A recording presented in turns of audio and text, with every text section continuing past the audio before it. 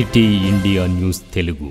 Welcome to city India news. Wanaparthy జిల్లా పెబ్బేరు మండలం municipality bus stand ప్రాంతంలో 4 సెంటర్ల దొంగతనాలకు పాల్పడ్డ వ్యక్తుల్ని పట్టుకున్న పోలీసులు పెబ్బేరు పోలీస్ స్టేషన్ పరిధిలో విలేకరుల సమావేశంలో మాట్లాడుతూ గత వారం రోజుల కింద 9వ తేదీ బస్టాండ్ ప్రాంతంలో దొంగతనాలకు పాల్పడ్డ నిందితులను పట్టుకున్నట్లు సిఐ రాంబాబు తెలిపారు.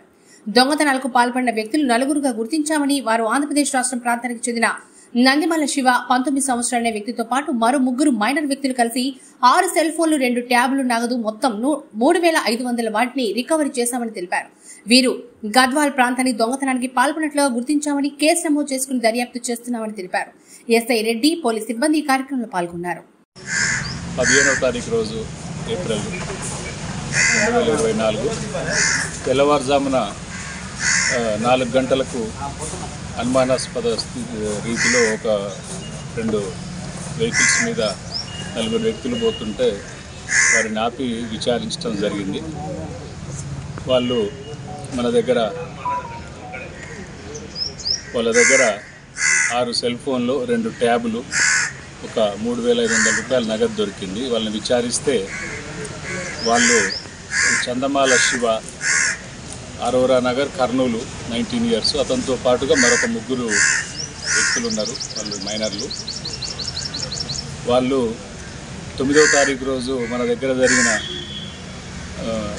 పెబ్బేరు పట్టణంలో జరిగినటువంటి 4 షట్టర్ లిఫ్టింగ్ కేసుల్లో కూడా వాళ్ళు చేసినట్టుగా ఒప్పుకోవడం జరిగింది. అదేవిధంగా గద్వాల్లో ఒక 3 షట్టర్ లిఫ్టింగ్ కేసుల్లో కూడా వాళ్ళు నిందితులుగా ఉన్నారు.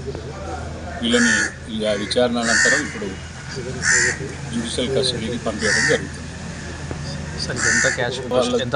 వాళ్ళ దగ్గర ఒక 6 సెల్ ఫోన్లు, అందులో 2 యాపిల్ ఫోన్లు కూడా ఉన్నాయి, 2 ట్యాబ్లు, జియో ట్యాబ్స్, తర్వాత ఒక 3500 నగదు ఉంది. ఈ టోటల్ కూడా ఒక 3.5 లక్షల రూపాయల సామాను వాళ్ళ దగ్గర రికవరీ చేయడం జరిగింది.